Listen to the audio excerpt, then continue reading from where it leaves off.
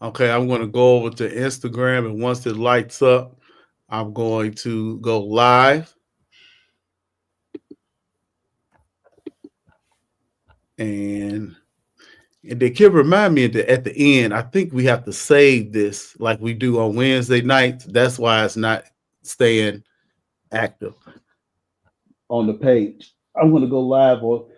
All right, and we are live Unapologetic Podcast Politics Show as we recap last week's election. Oh wow, Kim. Wow. Uh, we did this already, but it is definitely necessary to do it again on this platform with Ian Chappelle, with Josh Jackson. Kasana, welcome. She's one of the people who have a lot to say on Facebook and not scared to come and say it on this platform. A lot of people, they talk a lot of stuff on Facebook, and then when it's time to go face to face with somebody, they turn down the invite, or they don't want to mess with their image. People are very worried about public perception all of a sudden. You know what I mean? They don't want to lose business. They don't want to lose friends, but we'll see. Yeah. And one thing that I think that we do well is we respect each other's opinion. That means you respect mine, I respect yours. But people that we disagree with, we don't hold it against them. Everybody's entitled to your own opinion. We definitely say, hey, go out and vote first. Then we told you who you should have voted for, but you all didn't do that. So now we're back to square one. And people, a lot of people get real upset with people about how they voted. I don't care how you vote. I'm a character person. I met Ian Chappelle back in 2001 at the Home Student Center. It was July for orientation, and he had on a cowboy hat and vest and some boots and jeans. It was hot as hell outside. And so now when you hear some of his views and him being in Georgia, it kind of mixes in together. We kind of understand why he enjoys that trash state of Georgia so much. You definitely went red. So with that being said, let's have some fun. Let's be respectful. And here we go. 2025, January 20th, Donald Trump will become the 45th president and the 47th president. He defeated Kamala Harris in what I consider to be a landslide. Agreed. And I don't think that we expected it to be this way. I think Trump won every swing state. He did. And I think we have a red Senate, and I think we're on the verge of having a red House. And hell, we almost lost Illinois.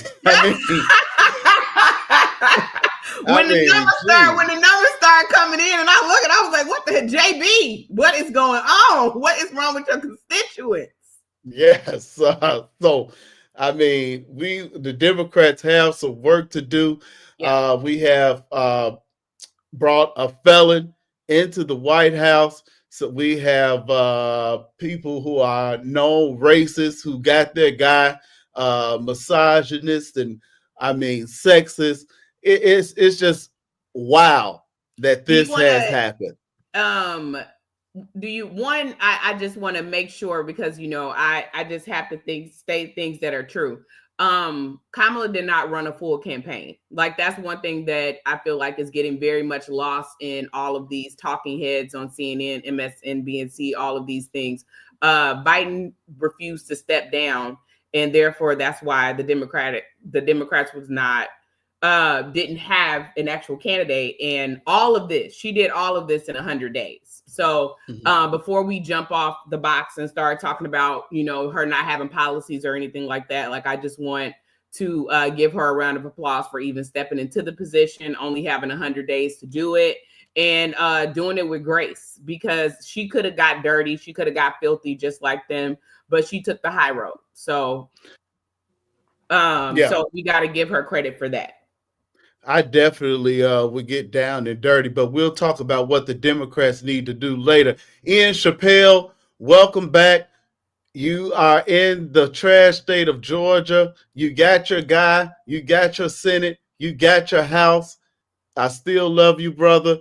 How did it make you feel when you woke up? Because I know you did stay up to watch to see who won. How did it make you feel when you woke up and saw that Trump was your new president? Uh, let's be clear. There is a clear delineation between Atlanta and the state of Georgia. See, I'm from the state of Georgia. I haven't been born in Atlanta, but there is a difference between Atlanta and the state of Georgia. Atlanta might be trashy, though not as much trash as Chicago. But all that aside, um, the Trump. I'm sorry, Josh, but the Trump victory. I mean, it really caught me by surprise. I knew about the 7 states, of course. Now I stayed up, and when they called North Carolina didn't really surprise me, and I didn't think, and Georgia wasn't going to really surprise me either because him and Kemp, though Trump and Kemp do not get along, Kemp did come and they rallied, and the state of Georgia that I'm proud of did overpower Atlanta because Atlanta went blue. But the blue wall in the north really it really surprised me.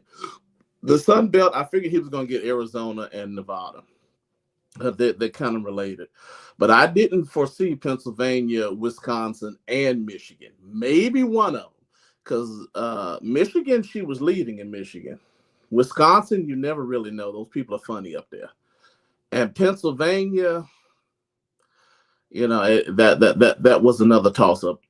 So I was, of course, pleasantly surprised. Now the whole trifecta of getting the Senate and the House. I mean, I've just been eating steak all week. It's just been delicious. It's absolutely Medium delicious. rare. Huh? Medium rare. Oh no, no, no. It's well done, baby. It's well done. I mean, that steak chewy. It's fighting back. Been absolutely marvelous. But all that to say, that stacks the deck very high because he's made all these promises, and now you got the wind at your back. Will you do it? Mm-hmm. Mm-hmm. So Mm-hmm. that's kind of where I'm letting that. Now you have everything in place. Are you going to do what you say you're going to do? Mm-hmm. Mm-hmm. And what are you expecting? What are you expecting from this term from Trump?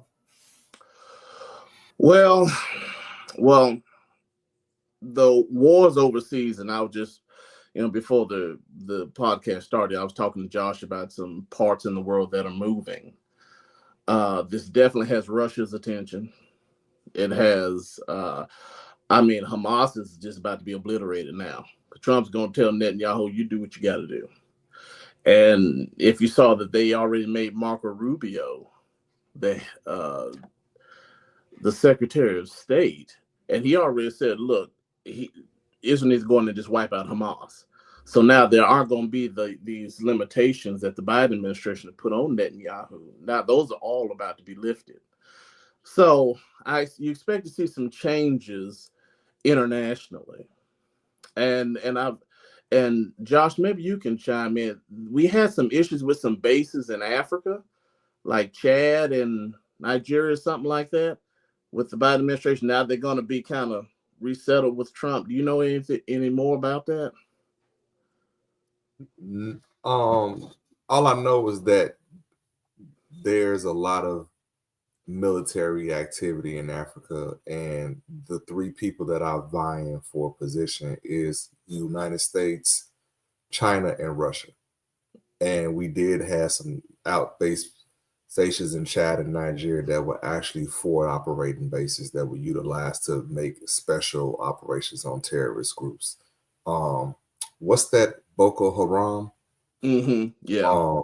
In Northern Africa. So, but we'll look concerned with everybody saying with the so-called government efficiency agency saying they want to cut, and allegedly, the talking point is 2.5 trillion. I'm interested in seeing where that's going to come. Oh yeah. Without compromising U.S. security. on the defense side, but that's another issue. But I have a feeling that the pivot will be to if we do have these bases, is that like Trump did with Japan and South Korea, or with NATO, he's gonna have them, pay their fair share. Or you want us to be there, you're gonna cover the cost of it. So you don't cover it. No longer will U.S. security services or armed forces will be there at the expense of primarily the American taxpayer. So. Right, them footing the bill for it, and you see, and Europe actually came to the table when he said that. So and South Korea did too. South Korea and Japan, both of them came. Both of them. That's right. That's right. So with inflation, that's yet to with fuel prices that about to come down because he's about to. Now I would give it to the Biden administration. They did a whole lot of fracking, and against what Kamala Harris wanted to do. Because Biden really didn't campaign that heavily on that. But I know Trump is about to take that on exponentially as far as the fracking. So that should bring fuel prices down. And so I see a few. And then, of course, these deportations. And he said he's going after the criminals first. So the quiet ones that are kind of coming along, going under the radar, now they're going to come second. But he's going after these Venezuelan gangs and these other kind of high profile folks that are here illegally. So we're gonna see. He's got the trifecta at his back because if he doesn't do it, it's gonna be a hard fall. Yeah. Going back to what you said a little while ago, why don't you think Trump? He didn't really say too much about the war in Gaza. While he was campaigning. So why do you feel like he's going to back Israel heavy now? Well, he's been a big backer. He was a big backer of Israel during his first term. And he did something huge. He moved the embassy from Tel Aviv to Jerusalem, which was big for them. So and Netanyahu really liked him during his first term. So I don't have any reason to think that he's not going to back Netanyahu when it comes to dealing with Hamas over in Gaza. And they really got on Kamala, the Palestinians in Pennsylvania and Michigan, about not working hard enough to end the war, having a ceasefire. One of the reasons why she probably lost that state. So I don't know how people think, and I'm not criticizing how people think, how you can kind of blame her for it, and he's not saying anything about it, and he gets this credit for it, and now all of a sudden it's going to be a ceasefire. All this. I don't understand how people think at all. I really don't. Well, and something else, I don't know why I don't even know why any of those Muslims even voted for Trump. Really, I mean, because he's going to fuel what Netanyahu is doing. Mm-hmm. And so, it's very interesting why any of them in Dearborn or any of those places would it kind of seemed like the Kamala speaking about it turned people off. So even she said exactly what you just said. Like, she said that they had the right to defend themselves in any way that they seem fit. And that struck so many nerves. Like, she got criticized for that. Like, the news cycle devastated her for that for cycles on end. And then he come in and it's the exact same thing, and it's fine because it's Trump and he's a man. But I mean, I'm not even being facetious. I'm just saying, like, she literally said the exact same thing. Because he's a white man. Well, yes, of course, because he's a white man. You have to put the white in front of that man. Yeah, very white. He can say they came against Biden though. But they went against Biden though, and he's white. No, but I'm saying Biden wasn't running for president again. Right. So. No, but they called him a murderer. Remember, they were protesting at Democrat rallies and stuff, and what they had in Chicago. Yeah, the DNC, that was still tied to her because she was speaking at the DNC. I'm saying I just find it weird and odd. I'm more what Goodwin is saying, like, it's very odd how people interpret things from different people, because I'm just saying, she said the exact same thing, that Hamas was a gang. But they that expect honestly, her to be more nurturing and to end the war and peace exactly. on earth and all of that stuff that goes with being a woman. When he's like, throw fire, wreck fire, and they're like, yeah. So it could boil down to sexism too, I feel like. Absolutely. Let's go to the election. White men, of course, voted for Trump. I think I think everybody here understands why. White women voted for Trump. I think we can kind of understand why there too. I'll let the ladies, if you all want to say why would white women, why would black women, why would Latino women especially vote for Trump? You all have any thoughts on that? Go ahead, Kasana. I honestly feel like if Hillary didn't get it, no other woman would have been good enough for them other races to get it. So I always felt like I don't mind Trump. Trump is the devil, you know. He says what he feels, and that's why I always say, like, if he's saying it, he gonna do it. I don't know why people say he's not gonna do the stuff he said. No, he's saying it. When it became Trump and her, I felt like this is a change, a time to get something different. A woman in office, whether she was color or not, they made such a big deal about her color. When Hillary ran, Hillary was just able to run off the fact that she was a woman. This is another step down saying a black woman. And you know, other races feel like they're better than different races, and especially women. So you have some races who would have never voted for a black woman or Hispanic woman, an Asian woman. They wouldn't have voted for a woman, period, if she wasn't a white woman. So I just think it was just like a good idea, but not a good follow through. I just personally think 52% of white women, suburban white bitches, excuse my French, voted for Trump because they have rejected the fact that women no longer are going with the traditional route. White women that I have spoke to, white women that were just so overly nice to us this weekend when we were in Nashville, wanted to talk, wanted to this, like, that palette of us making them feel comfortable is done, and you could feel it. Like, they felt so uncomfortable with us in the room. And that's what lets me know that they voted against us for stupid shit. The fact that women want to be educated, do not need a man to take care of them, have not decided to go to the suburbs and take care of their kids and take care of their men. 52% of suburban white women have decided that they are pissed that we no longer want to be traditional. And they feel like, for whatever reason, this administration can push women back to the position that they're supposed to be because in. Black women are competition now. 100%. But I'm glad you touched on that, Kim.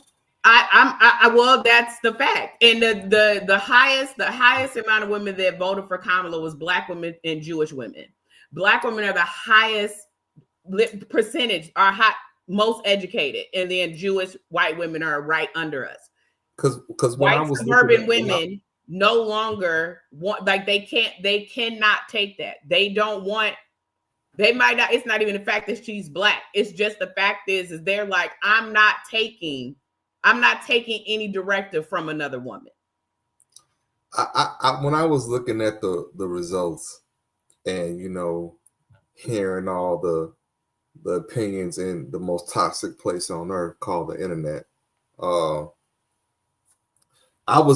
thought about the cultural aspect of this, and about how they said the Trump bros and all that stuff like that. And then when I looked at the women, the female vote, the numbers on that, and I was like, and I was thinking to myself, it came to my mind real fast, and you and Sana touched on it. I was like, is this like a blow to feminism? It 100% is. And I was like, I said, are women rejecting traditional feminism with this vote? They are. And on both lanes. but it came. The thought came to my head, but then I was like, "Josh, you a man, stay in your lane." I stepped out of. I was like, it came to my head, and I was like, "Good one." What did you say to me on Wednesday before we started the show?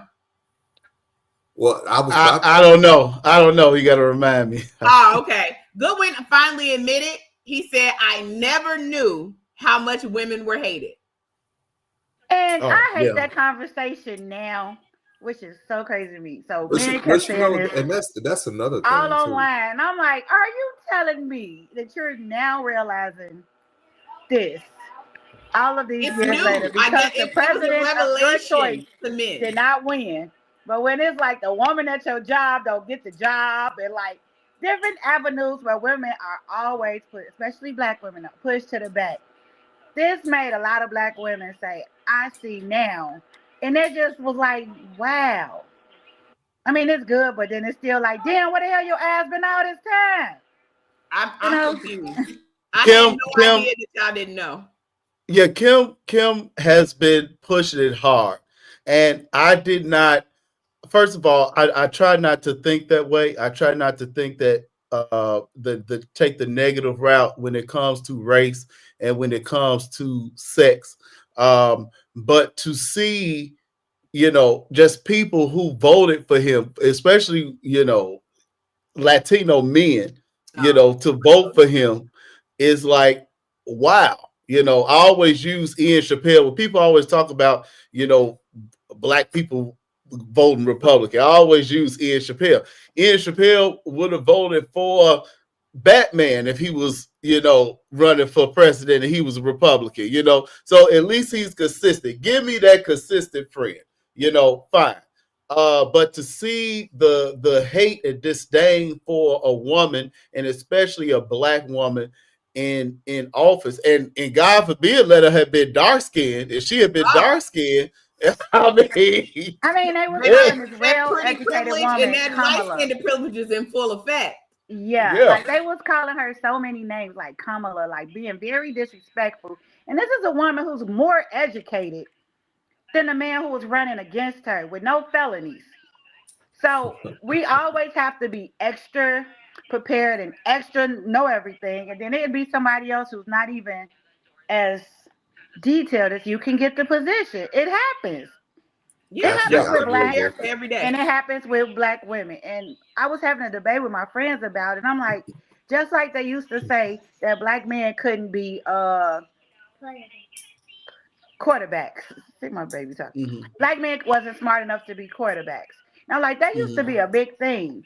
And black men would be like, why wouldn't you think we smart enough? We could throw a ball just as well as you. And I'm like, women are saying the same exact thing. We could run a country just like you. But it was like a lot of men was not even having that concept, even though they fight for the same rights to be equal to a white man.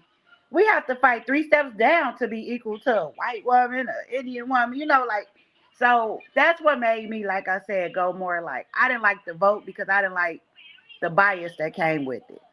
Mm-hmm. So I am going to, we are going to transition over to Kamala soon, but I do want to go to Josh for a second because Josh, last time we spoke 2 weeks ago on the Tuesday, you were undecided about which lane you were going to go in. And so I would like for you to speak about Latino men voting for Trump. They would, I think, yeah, I would, they will, in public, they probably were like, oh no, Kamala. But then, they got to that booth and then they checked, they got that Trump check, and not knowing that ICE is about to be knocking on that door real soon. So, Josh, why don't you speak for you and your Latino brothers of why it was necessary to vote for Trump? I'm going to mute myself. First of all, you said something about voting for Batman if he was Republican. At least I know Batman would be tough on crime. He had my vote too. You know what I'm saying? But if you're gonna be tough on crime, how about start with yourself? Fact check. But that part. I mean, tough on crime, Batman, locking them up. I think what drew Latino men towards the Trump vote, one would be the economy, competition for jobs and resources, and also, once again, I think this election kind of brings up a lot of the cultural underpinnings of America. I really think that the immigrants that are here, just like how we have within our own community, have a certain disposition towards their Latino brothers and sisters that are trying to come here for those same opportunities and chances that they have been afforded.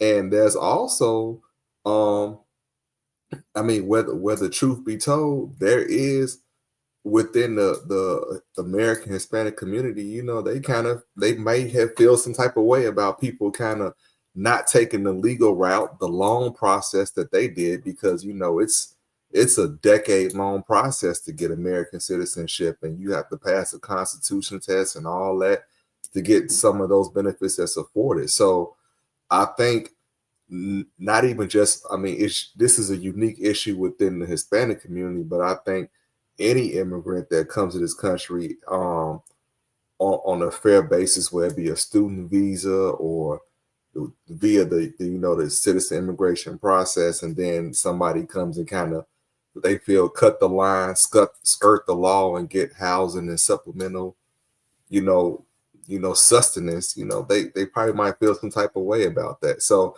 I'm not directly in the Hispanic community, but just kind of, like I said, listening to the most toxic place on earth, the internet, I think those are probably some of the issues that allow a 52, a simple majority to, overwhelm to vote for Trump within the Hispanic community. Yeah. 54. Yeah. Well, 54, God bless them. God bless them. I think that, Latinos really fight on the side of white people for some reason. They really don't want to be associated with Black people. And so much that they voted for Trump. but when I tell you, he's going to take great pleasure, and I'm going to give him the locations right here in Chicago. Do not give him my grass, man. Okay. Oh. I need my man. So bad. Yeah, I love everyone. I think it's very odd and weird, for the simple fact is that even if it is that concept, right, Josh, that like, hey, like I had to go through the legal process to get over here, you should too, and you shouldn't get to skip the line or anything like that or whatever like that.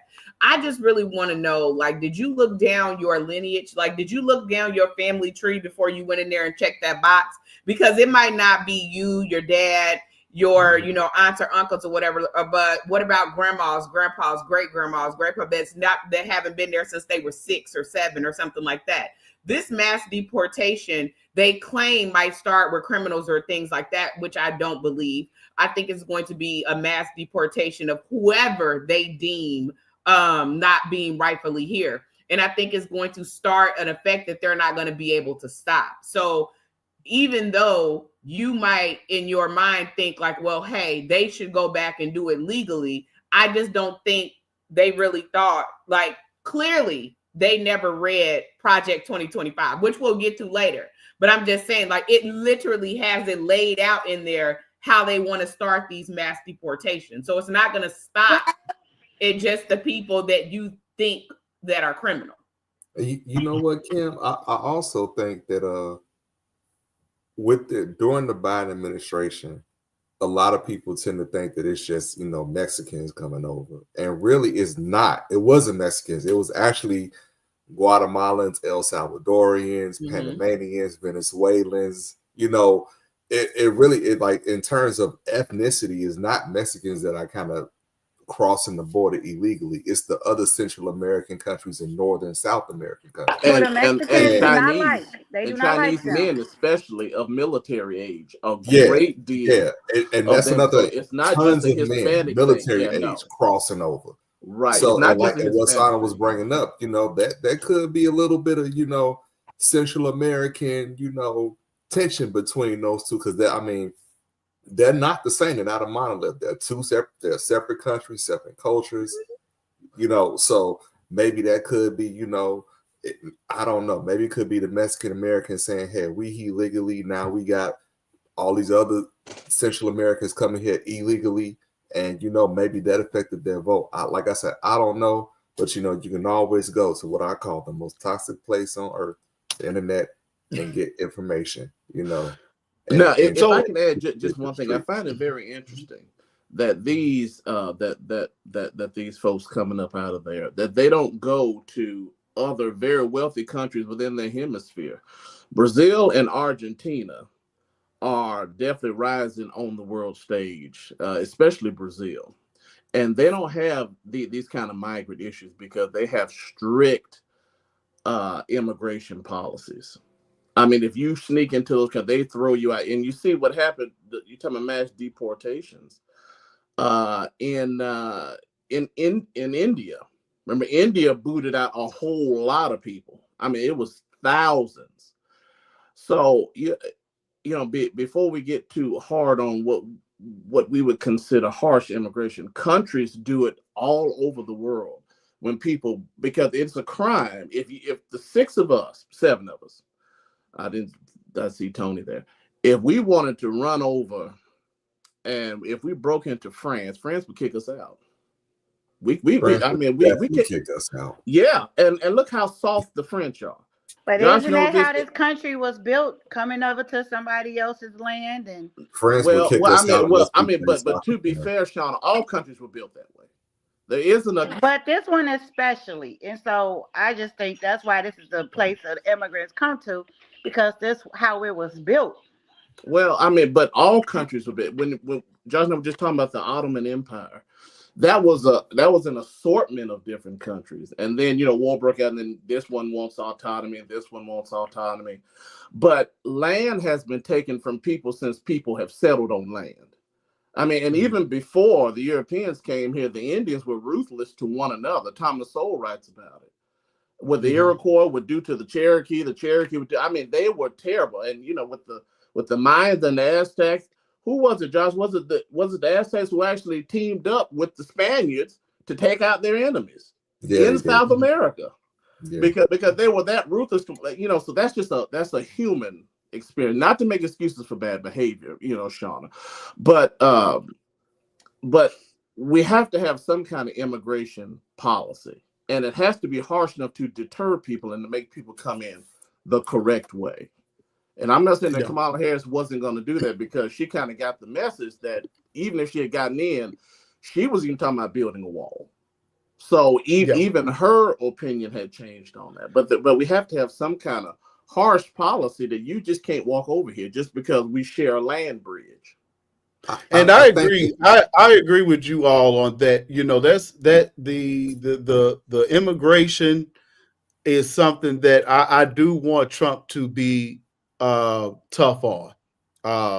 So as a person who voted Democrat, there are some things like that some of us Democrats and conservative Democrats especially would definitely side with the Trump administration. I do, before we move on, Tony, I'm coming your way with how did Kamala Harris lose this election. But before we go there, I want to specifically talk to Kim and Ian, because you all grew up in rural areas, rural Georgia, rural Illinois, Carbondale. We know those people down there, they're going to vote red, Georgia, red.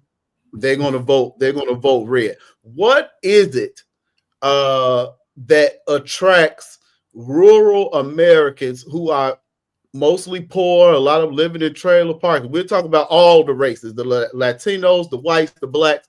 I did some campaigning in a lot of swing states over the past couple of months. I was in Indiana. I was in Wisconsin. I was in Arizona, and I was surprised to see in Arizona, rural Arizona, Trump everything, everywhere. I'm like, Trump is not going to do a damn thing for you people. Why do you all care to vote Republican? Ian, Kim, you rural America. Help me out, please. Ian, I'm going to let you start. Oh no, Kim, you could have led the way. I would have followed you. But well, first for rural America, it's not so much about the money, but Kim and Shauna, they touched on it when they start talking about tradition and traditional roles, and in rural America you see more of that. And with Black women, and it's funny you talked about feminism, Josh, and feminism impacted the Black community tremendously. Now you can argue for or against. I often argue against in the 1960s because before then our grandmothers had husbands. I mean, all of them, and they stayed married. Now, I'm not saying that the marriages are perfect. Mine isn't, and February will be 17 years for me. Congratulations. Oh, thank you. But it's the everyday. Yeah, I appreciate that. But it's an everyday walking, and that's what our grandparents did. I'm sure all of our grandparents were from the South on the call. If not our grandparents, our great grandparents. So Black women were traditional, and with feminism, and we could talk about that in the 60s and the 70s, and drugs and all that. Then the Black community kind of went downhill from there when it comes to tradition. But in rural America, tradition is still strong. And even with Black folks that live in rural America, religious people who hold to, faith and family and doing things a certain way biblically. The conservative appeal is with the Republican Party. So I think they kind of lean that way. And it's funny you said that too, Kim. I definitely want to hit you, but it's funny you say that. They're real strict on abortion, but then they're not strict on gun laws, which guns kill people. So I don't. The Republicans, I don't know. Kim, do you have any thoughts about your Carbondale lifestyle? No, I mean, it's unfortunate, but Ian is right. I was always raised as white is right. That was a huge thing. I grew up also in Southern Illinois. It is much different than Northern Illinois. I was very familiar with the Bible Belt. I was very familiar with what was expected from women, especially down that way. I wasn't shocked at all that Southern Illinois went red when, as I've been going to visit my mother this year, the signs, the huge, not the small ones, the huge signs all over everywhere were Trump. So I wasn't shocked. I'm familiar with what a sundown town is. I learned very, very, very, very early on in life that was a place that I was not meant to be when the sun went down. Anna, the acronym that we learned very early, Anna meant ain't no niggas allowed. And you have to drive through Anna to get to Carbondale. So Royal still exists today. Yeah, still exists today. And that is still known as a sundown town. So with Trump being this white privileged man, they think that he knows law. He knows everything. Like, they don't believe in this whole theory that like a middle class person is going to be able to step in and like pull everybody else up. Like, they might not ever see that type of wealth, but they idolize it, and they idolize him for it. And so that is a big part of it. Also, again, like you brought it up before I even could, guns. For whatever reason, you cannot tell Southern Illinois people that Democrats don't want to take their guns. They believe it. It doesn't matter if it's right in front of them. He could have screamed that from the rooftops and they would have missed it. Like, they do not play about their guns at all. And in regards to abortion, it's just not anything that they identify with, because as a woman, that's why you were placed here, right? It doesn't matter the circumstances of how you got pregnant, incest, rape, a plethora of things, they don't care about any of that. In that demographic down there, you pregnant, you supposed to be pregnant. God gave that to you. And that should be the only thing that you're worried about. That is Southern Illinois through and through. Yeah. Okay. Thank you all for that. Thank you, Kim. Thank you, Ian. That was great stuff. As I travel to Southern Illinois with all blue on this Thanksgiving weekend. Tony, we have talked for several hours and a days about this election, and it is unfortunate that Kamala Harris did lose. But congratulations to Trump for a second presidency. Tony, we recently talked about how she would not separate herself from Joe Biden and how that was an absolute necessity in her campaign and what a lot of people threw in her face. Do you mind expounding on that and maybe some other things that you felt would have helped Kamala Harris maybe win this election or at least draw closer to get more Democrats out to vote?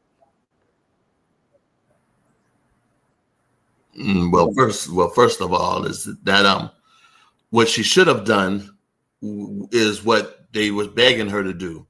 Is I think the sister in the middle said it. She said it that she needed to separate herself from the Israel Gaza situation.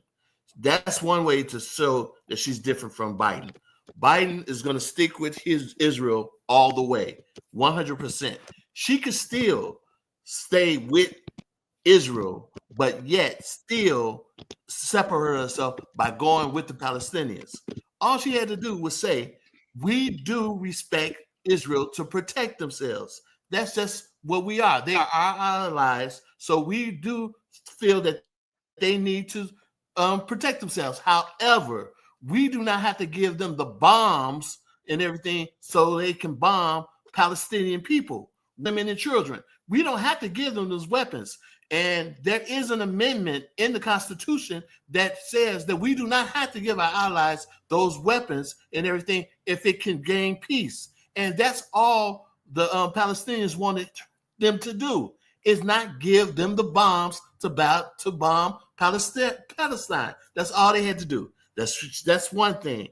But the truth of the matter is, in a nutshell, and whether people want to say it or not, the truth is they were not ever going to vote for a woman for president. We're not ready for it. This country is not ready for a woman president. It goes to show you. Now, this is how you know this is true. Because in 2008, we elected Obama, and he's black. Even though he's mixed, he's still black. But in 2016, Hillary Clinton is way more qualified to be president than this Trump. Okay, but they voted for him instead. So we thought, okay, well, now we got a vice president who's black, but she's a female though. So now she's been in the White House for 4 years now. So she got experience and stuff like that. So she got the taste of the power and everything. And so now she got voted out almost by, the whole entire electric and the people and everything, because she's a woman. This country isn't ready for a woman president. That's all it is. That's it in a nutshell. So we can say, oh, this is the one reason, this is another reason. They're not ready. If it was a man, no problem whatsoever. Trump would not be president if it was a man. And that's what I firmly believe. So that's it in a nutshell. Kasana, what do you think Kamala could have done differently to win the election or draw closer? Maybe win some swing states. So I think she should have shown her strong black womaness or whatever it is that they love to raise their kids. Like she didn't show that part of the women that they love to pay their nannies, who take care of stuff and who fix stuff.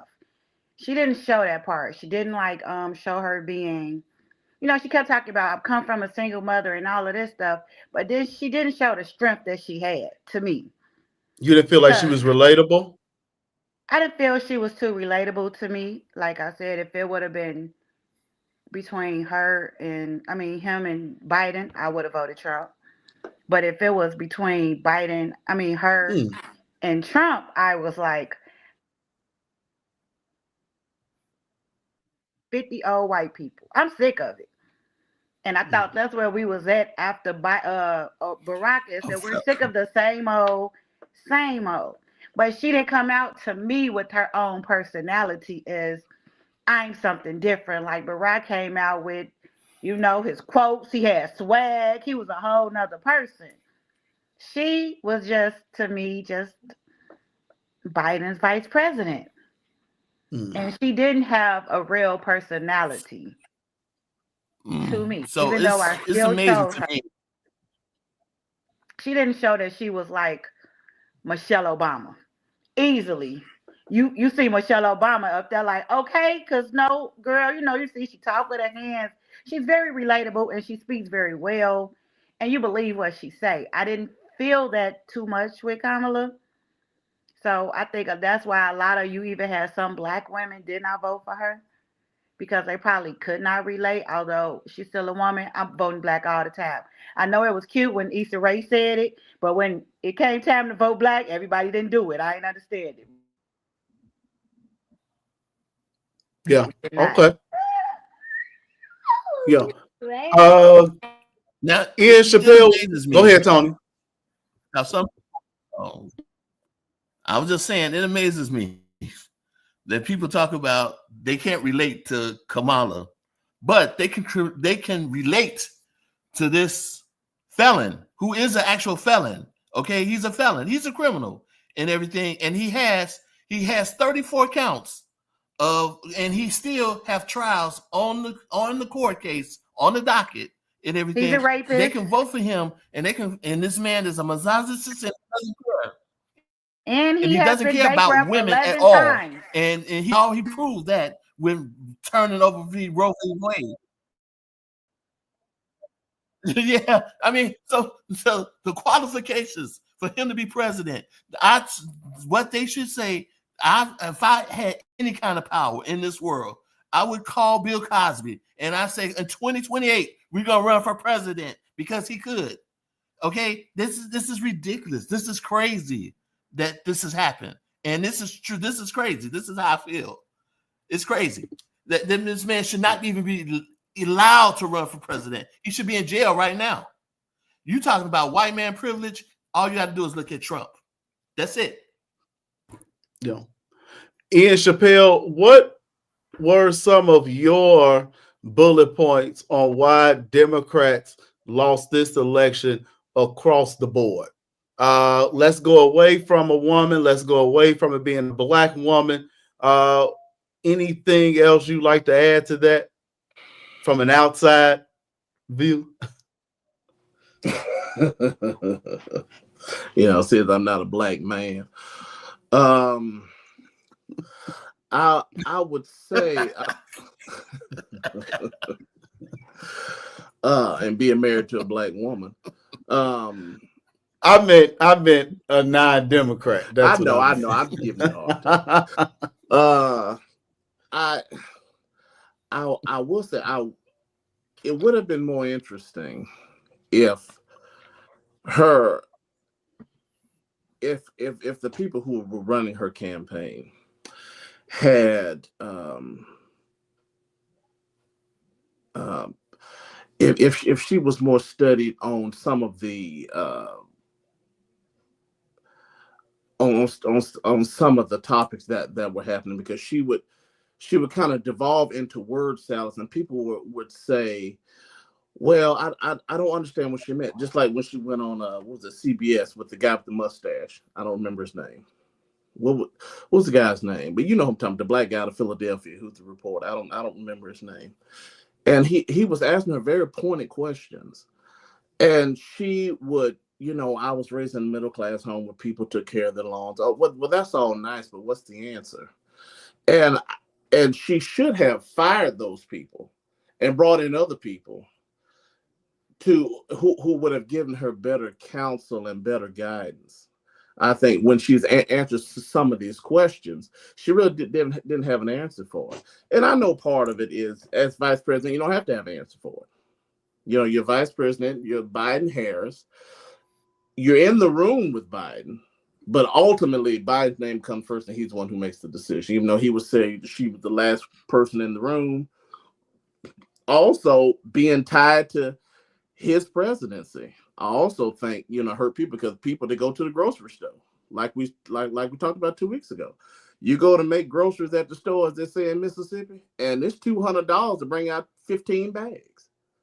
Mm-hmm. You know, and she was tied to that. Yeah. So Yeah. you know, I think that a lot of that hurt her. Yeah. You know, the whole woman thing, I think it would be interesting if there was a conservative woman. I do want to see how that would turn out. Because, you know, Mm-hmm. Josh and I, we love to talk about Margaret Thatcher.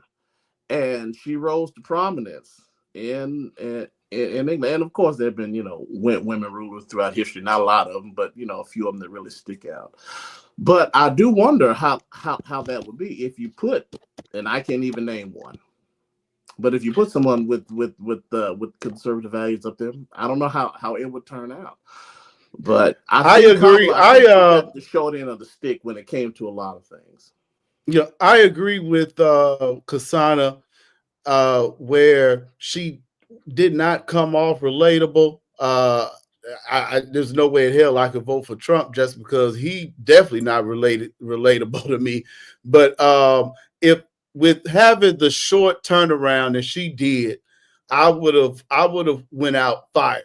You know, we talk about that on our sports show with Justin Fields. Hey, you're on the losing team. You know, when Russell Wilson's coming back, I'm going to stack my stats and go for it all. And I felt like, win or lose, she could have done that. I don't know.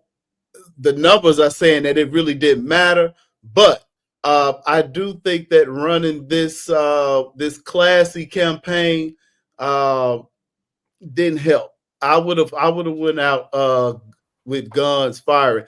Ian Chappelle, Josh, I want to say that there was a primary. They had discussed having a primary at the Democratic National Convention here in Chicago, and you know, maybe there would have been a candidate there who could have maybe dethroned Trump. Do you think that would have been a better thing to do? Yep, absolutely. 100%. Had they had that, oh, I didn't mean to cut you off, Josh, but see, the problem, Sir Good, was the money. Mm-hmm. The problem was the money, and the money was in the Biden-Harris campaign coffers. That's where the money was. And you do not have time now to put in a new person. And because Biden wasn't going to step aside, and now you have Shapiro, you have, you know, Gavin Newsom, you got all these other names floating, Klobuchar up in Minnesota, these people kind of floating around, and you don't have time to raise the money that's needed. Now, you know, we could talk about campaign reform, and maybe that's a something we need to investigate. But the money just wasn't there. But it was in the Biden-Harris. That's where the donors had given the money. So had they went to convention, remember Barack Obama recommended that. Mm-hmm. I didn't vote for Obama either time, but I will say there was wisdom in that statement. I proudly say that. But there was wisdom in the statement because he knows how politics work. This is not his first rodeo. And had they gone to convention, it probably could have came a whole lot different. But Josh, I didn't mean to cut you off. No, I share your sentiment. I just want to say the first thing that possibly handicapped her campaign was Joe Biden. Him choosing to run again and hold on to the fact that he wanted to run again, all the way to the point where he decided to take the field for the first round of a playoff game and literally like crap the bed. That put her behind the 8 ball in the first place. Like, that handicapped her. Then the second thing that handicapped her was not actually holding a convention. I think if they held a convention and all the delegates had a fared like a shake and who was going to be the actual Democratic nominee, that person, whoever that individual was, probably would have fared better. The third thing I think that hurt her was her running mate, Tim Walz. I think he hurt her campaign. He was very less than spectacular, broad, no substance, no additional votes, no motivation. And he also brought the worst possible nickname that you can have for a running mate, Tampon Tim, to the campaign. That's just so I think that also hurt her. And also to reiterate what everyone is saying, people say related authenticity. Even she had Kim, come on now. She had, I think she had a little bit of issue with being authentic to people. Why? I don't know. But I actually, because what I kept hearing all the folks who were her surrogates saying, well, when I talked to Kamala behind closed doors, she's sharp, she's this, she's that. So I think that leads to my fourth reason why she lost her campaign. The people that advised her.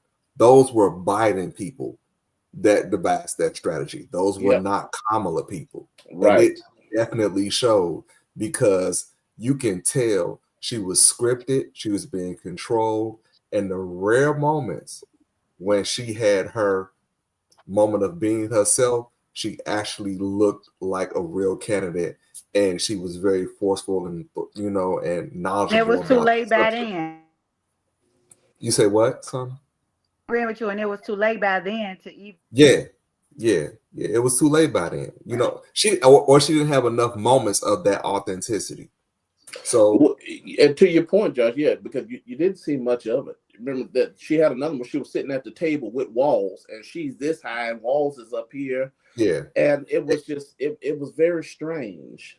For all those reasons, I do believe that she actually can come back. She will and compete again, because she get a new team. She steps away from the limelight, get kind of involved in like a non-face way, but kind of, you know, help lead some legislation, you know, whatever she wants to do. I don't think this is the end of her opportunity to be a president. I really don't think so. And my last and final point. No, I think she's gonna back. She's gonna come back. I believe she's gonna run. She'll be back. Josh, what's your final point? My final point, and another reason why she left or lost, is identity politics, wokeism. So that's, you know, I think that's what lost to the election too. Wokeism, identity politics. If you look at that electoral map, the only blue was in the cities. Mm-hmm.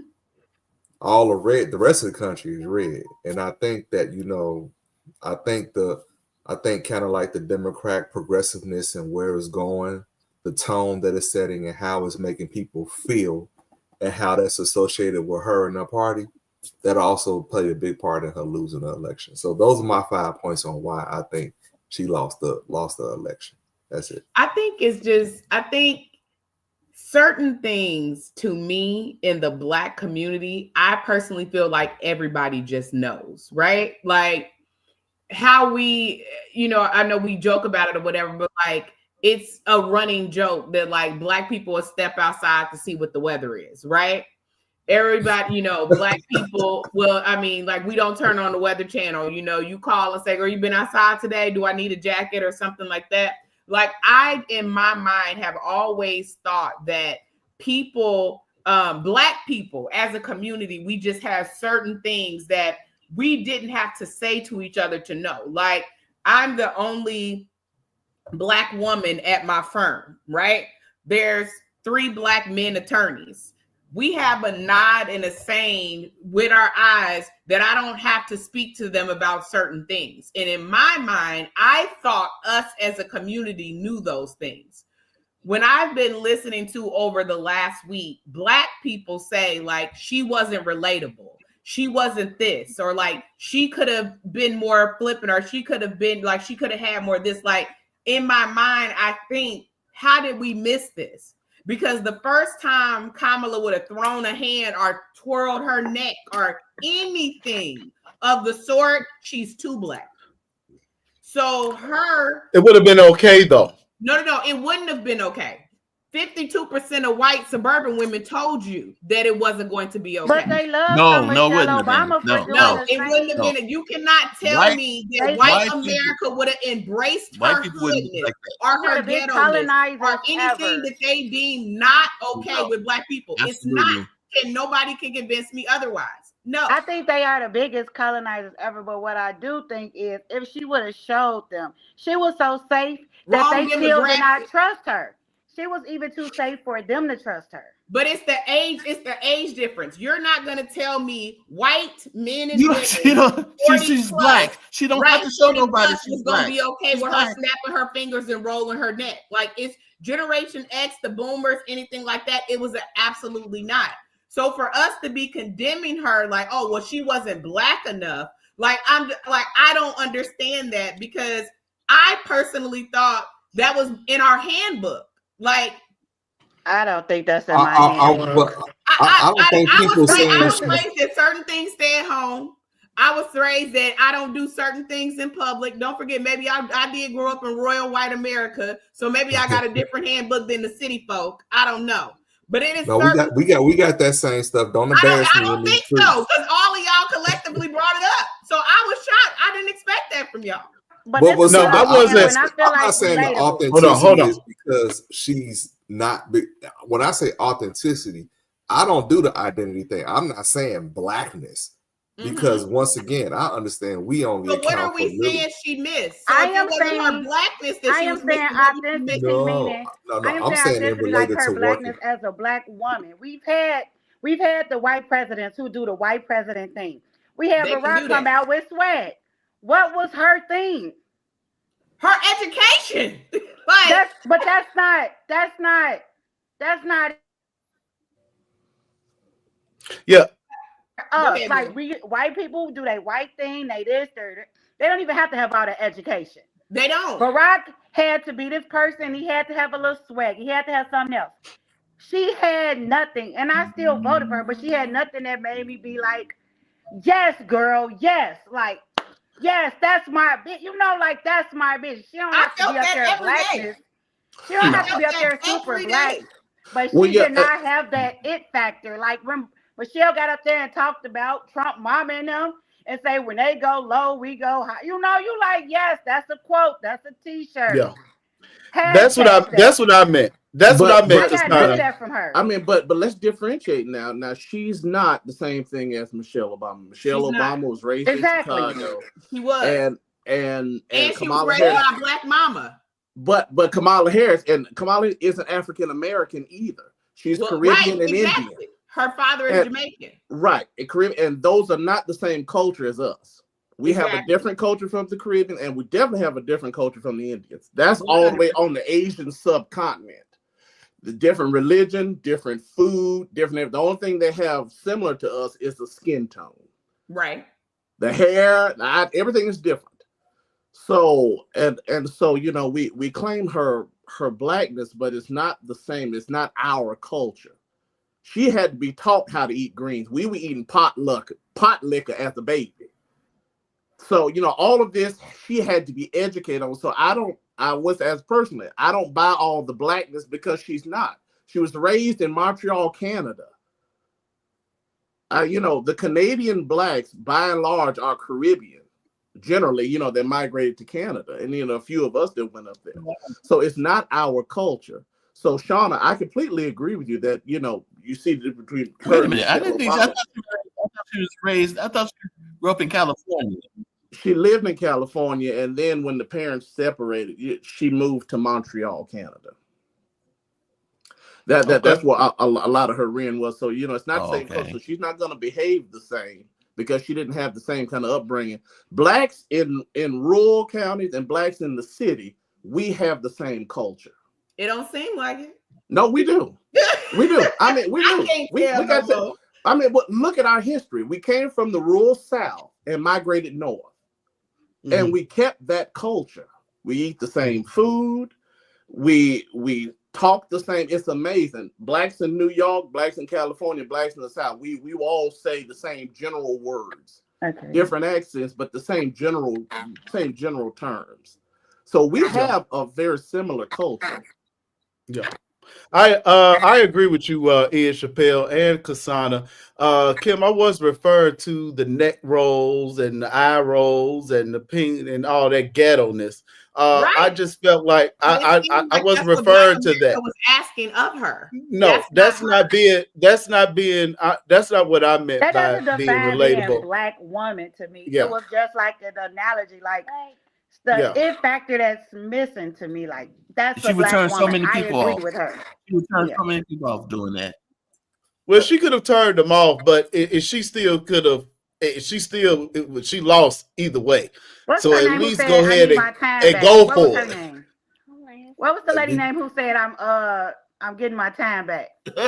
Maxine Waters. Yes, you see, like that's like it's women who you know. Maxine Waters is black. It's women who you know you're not gonna play with. Maxine Waters is black. Right. It's black women you know you're not gonna play with. I'm saying she did not give me that. Don't play with me. That's why she didn't run for president. She didn't give us that. But again, Maxine Waters from Missouri, living in California. So again, the culture, we have our own culture as the people. And Kamala Harris did not. Sean is completely correct. She doesn't have that because she wasn't raised that way. Well, my thing is, but she got 90% of the vote. You know what? From black because of the color. 90% of black women voted for her. Yeah, 82% of black men black vote. Because black women still understood the assignment. Blacks didn't turn against her. Black people didn't turn against her. And this is why I'm saying, and this is why I don't want us to, because it's a lot of identity and victim Olympics, and I don't want us to get caught up in the cosplay of race on these elections, because let's keep in mind 13% of the population black people. True. So when you running for a national election, you just can't rely on your blackness to get you into the office. And when I say authenticity, I wasn't talking about her authentic blackness. I was talking about her authentically appealing to the working class people in America. Let's talk about that. That's what I was speaking of, not the black woman, not whether she can make greens in a tub and that she married a Doug or anything of that. It's about, can she appeal to the working class people that get Social Security, OASDI, Medicaid, FICA, federal and state taxes taken out their check, that go to Whole Foods and I call it whole paychecks, try to eat healthy. If you can't make no greens, I question your walk blackness. out with 1.5 bags of food. That's married to Doug. I'm speaking of. And I should have said that too, Josh. Being married to Doug was also a problem in the black community. Her having that white husband, absolutely. No, I will stand by this. Yeah, I'm gonna say that's an issue. Kamala has dated black men. A black man didn't marry her. She got a white husband. No. A black man didn't marry her. You don't hold it against her because the person that took her serious just so happened to be white. If you another conversation for another day to marry her, you can't hold that against her. That's another conversation. No, Kim. No, absolutely not. A black man not marry her and her still choosing to get married to a white man is still on her. I agree. I don't understand. Stop it. Because you can choose who you want to marry. And marry, right? Suburban women didn't vote for her because she don't have her own kids, right? So we gotta find a side of the wall to stand on. I'm confused. Well, you find whatever wall you need to stand on. But what I'm saying is that she chose to marry the white man, and black people don't like that. We don't like it. We don't. Okay, but they vote for it. Now we talk. So that goes back to you my went point out earlier that you got to appeal to to me, her authenticity had nothing to do with who she married or her color, where she went. It was about how do you appeal to everybody that works for a living in the country, because 90% of the people in this country get a paycheck. And she was really late in the game and expressing what policies that she could utilize. And even then, she only specially targeted Black men. And then once again, the most toxic place on the internet, I was like, well, what about me? I'm not Black. Do I get a business loan too? And then I hear Black people saying, well, what's the others in there? Why can't we just get something about us? I mean, I'm interested, like I said, just political ignorance and toxicity. I do have a question though. The word is now that the Democratic Party has lost the working class. So how did a millionaire that his father gave him money to start everything he's ever accomplished in this world, how did he make broke? Because let's just working class right now is broke. I can tell you that. Oh, okay. How did they resonate with the working class? I can't wrap my head around. I could tell you. Hold on, Josh. Hold on. Before you say that, I want to make sure that everybody here is considered working class, because I think that some people who, especially the one who joined this call, does not consider themselves to be working class. So I just want to make sure that everybody here is working class. Go ahead, Josh. I ain't got no millions. If you pay Social Security taxes, Medicare taxes, state income taxes, and federal income taxes, and not business taxes or dividend tax, me, on the other hand, I happen to pay the whole gambit, and I still consider myself working class. So, but the reason why Trump appeals to those people, I said, because his economic policies speak to them. When you think about those trade policies, the factories, the manufacturing, and him talking tough on those trade deals, that directly affects their community, because that's where those manufacturing factories are at. The prisons, you have communities where a prison is the lifeline and the economic heart of a community. I grew up in Carbondale. What do you think? Everything is run by prisons down there. I'm very much aware. They're about to fill it up with drug dealers now. So they're gonna fill it up with the immigrants that they finna do these mass. That's already in the plan. That's in Project 2025. Hey, can I add on to Josh? I think another reason why she lost was she did not resonate with everyday Americans. She avoided immigration. She avoided talking about the economy. You can talk about the unemployment rate is down, the GDP is doing great, but everyday Americans feel it at the grocery store, the mortgages, etc. She refused to acknowledge that was an issue because she didn't want to run on that and she wanted to answer those questions.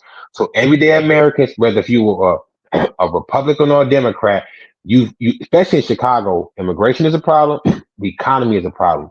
She refused to address the two most important things that were the elephant in the room, and she tried to run on strictly Donald Trump is a bad person. Clearly, Trump is not a bad person. She had a misstep. Could she be a good president? You never know. But she missed working class Americans because she refused to address anything. And you got Trump coming in saying, "Hey, we're gonna get him out there." In people's mind, I'm gonna assume like, damn, it's gonna be more money for us, our programs, etc. Okay, Trump want to do this for the economy. I'm gonna have more money in my pocket. She didn't do none of that. None of that. Kim, it was terrible. She ran a terrible campaign. Whether you want to blame her or not, she did. She did. She missed her mark. She answered the same question 7, 8, 9 times. That man sat on a debate stage and said, "I don't have a plan right now. I have a concept of a plan." Men can get away with everything. That is like a man calling me and say, "Hey, can I take you out?" Oh, okay, sure. Where do you want to go? I have a concept of a date. What? Can I say something real quick? Plan. You know what? He ran his campaign like it's an old movie called Brewster's Millions, where he had to win a race or lose all his money. Do y'all remember that with Richard Pryor? It's so old. Richard Pryor had to lose all this money so he could get 300 million. He had to run a campaign, and he decided, I'm gonna run a campaign because that's the easiest way to spend money, so I could get this 300 million. He would get up there and say anything, right? and they still voted for him to be the president. And I feel But like Pete, Trump ran his campaign just like that. He said whatever he wanted to say, and you know he was saying, and black people would say he don't mean it. He's saying it out of his mouth. but hold on, He Peter, means it. you missing the most important piece. Hey, Trump said he didn't have a plan. However, at least we know what to expect from her. Kamala is attached to Joe Biden. So even though we don't theoretically know what to expect from her, we have an idea. And most Americans know they don't want that. So regardless if Trump don't have a plan, we know how it was under him last time. So we have an expectation. We have an That's true. Hey, we don't know what to expect from Trump. He I know we showed had a us. whole pandemic and he didn't lock us down to 3 months later. He So didn't it was become not that president until good. January. He left the presidency in January of 2020. What are you talking about? COVID hit hard like in March and April. No. He was the president through the whole. No. Yeah, he kicked it off. Remember, he told you to put Lysol. He told you to get in. He Right. told you to get in a little bleach. He left in Told you to get in a little 2021, bleach. sir. Yes, Twan, wrong 2021. year. Yeah, 2021. They shut us down. They sent me home with my laptop March 19th. You voted for that man and forgot a whole year? I know. Right. I forgot a whole year. Okay, It was but riot. People, it was We're gonna mute him wars. for that. I don't know about you guys. Black people I was don't know getting about you killed. guys. We was looting. My We was nephew, fighting. We but didn't my have nephew tissues. knows this. He knows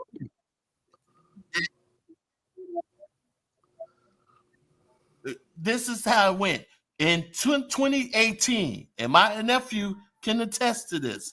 In 2018, at the end of 2018, I got sick. I got COVID.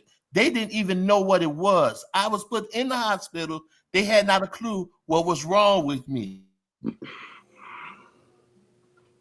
Yeah. To Yeah, learn that's everything absolutely about right. COVID way back into 2018 and did nothing about it. He That's right. and a million so people died because he didn't do it in time to take care of this. A million people, and nobody in this study, nobody threw this back in his face that he I was shocked by responsible. that. How is he responsible for that? How is he responsible for that? I mean, that's a good question. Just to touch How is on he what responsible for Uncle that? Tony was saying is that, first of all, he was responsible because he was in charge at the time. That's it. Secondly, also, the Obama administration had left there is this thing called the Presidential Transition Team, where every agency leaves track marks and trace marks of what they're currently working on and what the current situation is in government. Obama left a playbook because they were, for some strange reason, now we can go down conspiracy theories with this, but this is another avenue. They had planned and game plan for an American response to a global pandemic. I thought it was So because of the he swine had a flu. playbook on how to respond and handle if a global pandemic had happened. So that was the Obama administration had prepared that, had the stockpiles and everything, ready. They had prepared that. So he had the tools to actually handle that. But certain decisions, process things didn't go right. Decisions No. made. It's called ego. No, what? So Tim, what should he I done? would have to push back on you because we can look at other countries and how they handled it, and they handled differently. Look at Italy, for example. They had a very old population because COVID primarily killed older people. It was over 90% of the victims that that died of COVID were elderly and they had pre-existing conditions. Yeah, you had a few. But just look how China handled it. What women, and I'm going to compare that to look at how Sweden handled it. They didn't shut down at all. And in fact, their numbers went down because they went to the herd immunity model. They have better food that they're giving that they have in their country too. So the food that we have in this country played a part in the COVID too. Well, now that's something else, Shauna. I don't disagree with you on that, but I'm just saying how different countries, because I'm an avid. I love cruising, and if you remember when Princess Cruises came back when they were on the coast of Florida and all those people were sick and they killed about over 100 people on the ship. Princess Cruises caters to older people. Mm-hmm. But you see, Carnival and Royal Caribbean, and I go with Carnival a lot, that caters to a little younger crowd. Ritz-Carlton cruises now. I'll see, you're too high for my blood. They're way too high. But you see, those ships were taken off and come back with COVID, but of course the death rate was a lot lower because that's a younger audience. So, and we could say, and you can make the argument that shutting down the country was more detrimental than keeping it open. Because people like us, I got COVID twice and got the stupid vaccine twice and still got it.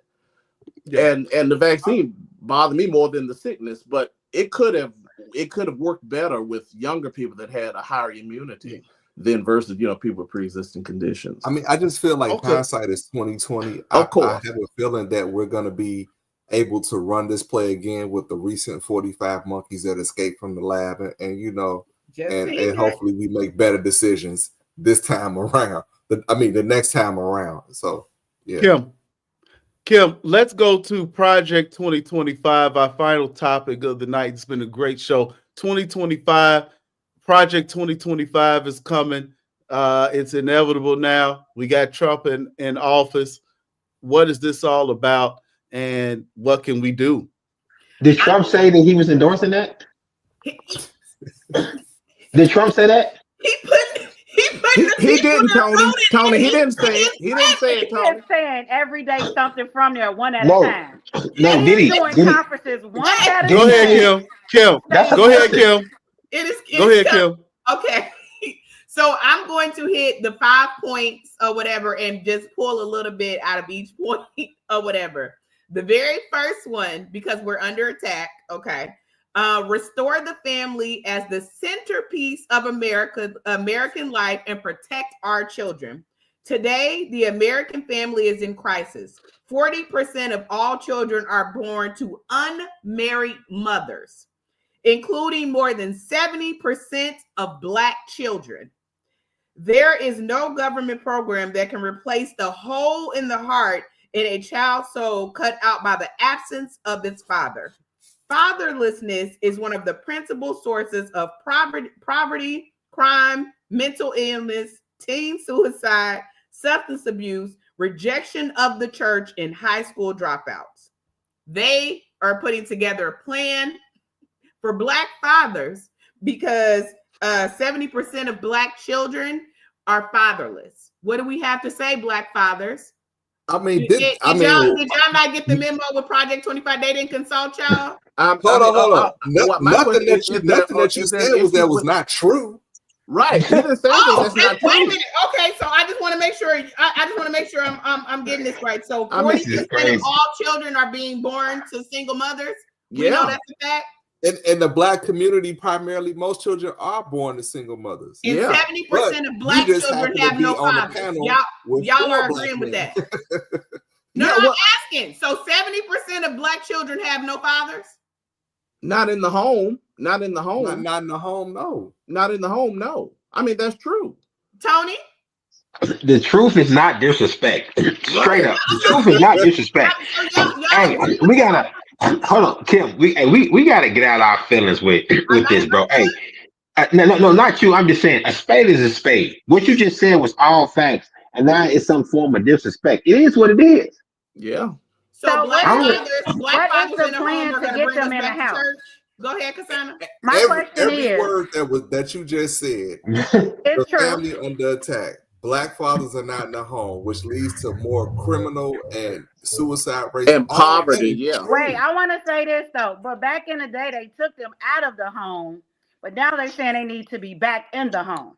What are they doing? That's irrelevant to the point right now. What are they doing to get them back into the home? What is that? He's gonna. First of all, we don't want the government really actually. And did you read that last line? They said no government program.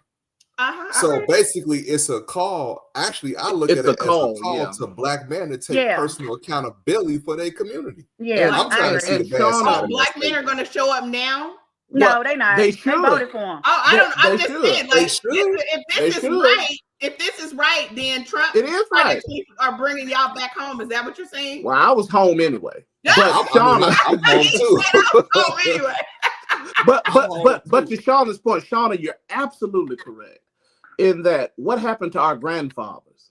because they were married and they had wives. And how do we get back to that? That is the $1 million question. And what can he do in Project 25 to do that? I don't think much. Oh, but it's a good call because we really need to get back to that. It's funny, 60 years ago, 30% of Black kids were born out of wedlock. We had a 70, and even if you go back to the 40s, Thomas Sowell talked about that, we had a higher marriage rate than white people. Black people were marrying everywhere. And Shauna's absolutely correct. The Democratic Party, and I know Josh, you know about this, came in and ruined the Black family. Took the heart out of the Black power base when you got rid of the man. They're about to start crying, especially Goodwin. I mean, but Shauna hit it, and she's absolutely correct. I can agree to the truth. You say it out of emotion. That is true. But what is the plan? That's true. What I'm asking. Yes. Well, I mean, that's an excellent question. But the plan should come from right here.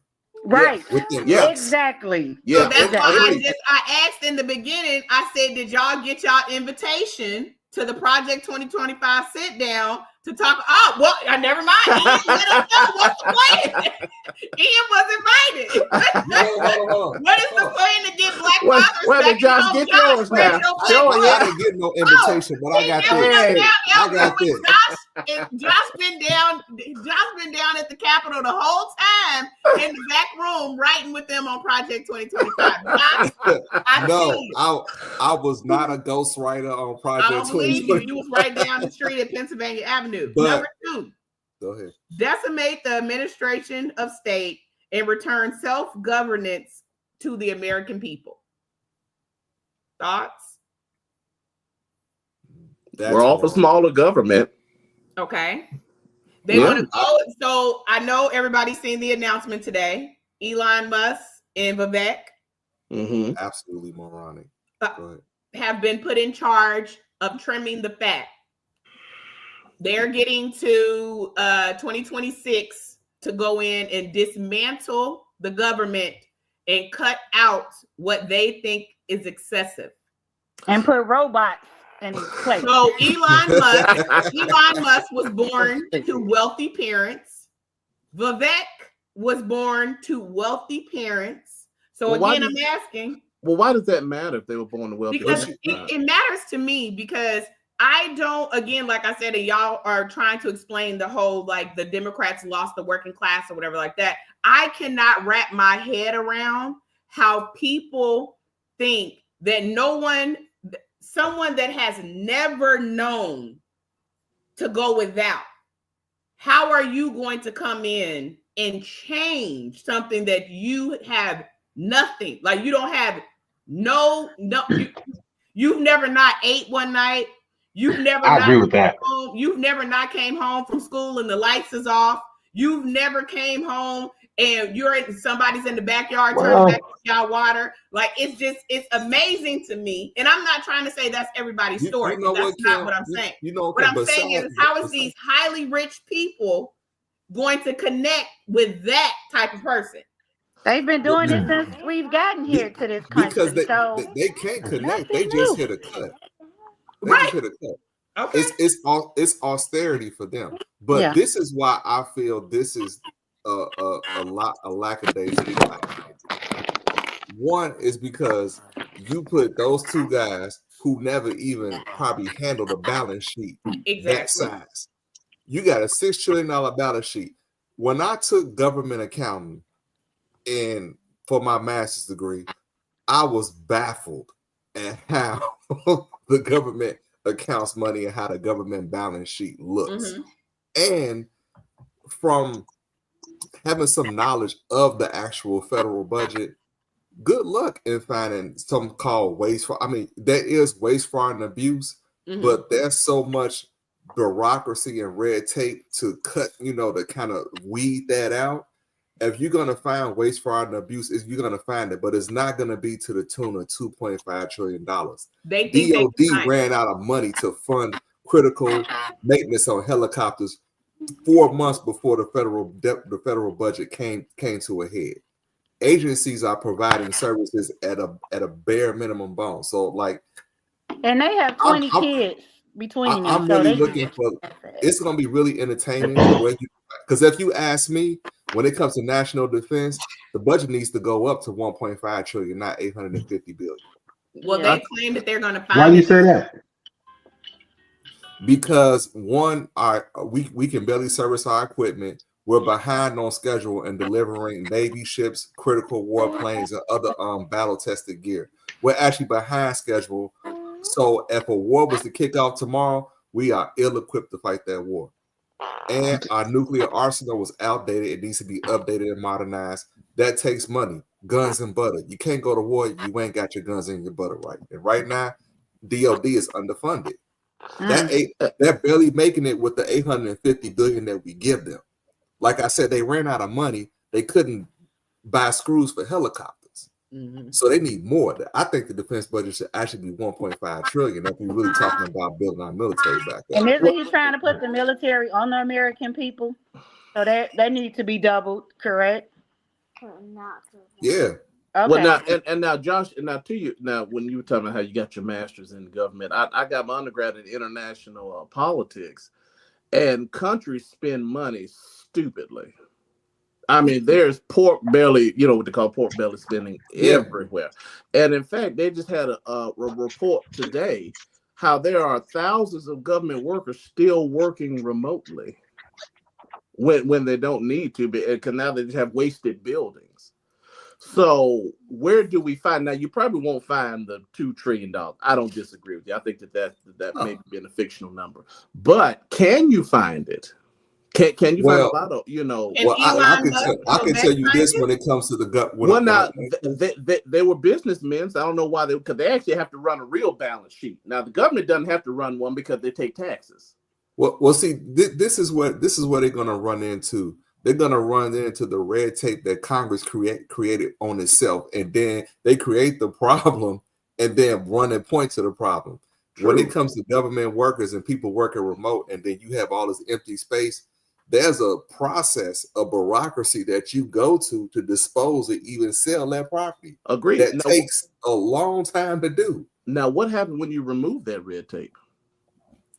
You can remove that red tape. You can sell that building faster, but the only people that can remove that red tape is the people that created it. Congress. And he has the trifecta. So that's why I'm saying, you know, with the House and the Senate, because there's a lot of bureaucracy. But if you get rid of that, you could do it a lot quicker. So there might be some efficiencies in there. Okay. There might be some, but it ain't 2.5 trillion worth. And whatever money they find, they need to give it to DOD. I agree. Yeah. I'm pretty sure number 3, everybody will agree with: defend our nation's sovereignty, borders, and bounty against global threats. That kind of sounds self-explanatory. Yes. Cut a check. Right. Secure our God-given individual right to enjoy the blessings of liberty. Amen. Hey, I agree with that too. Amen.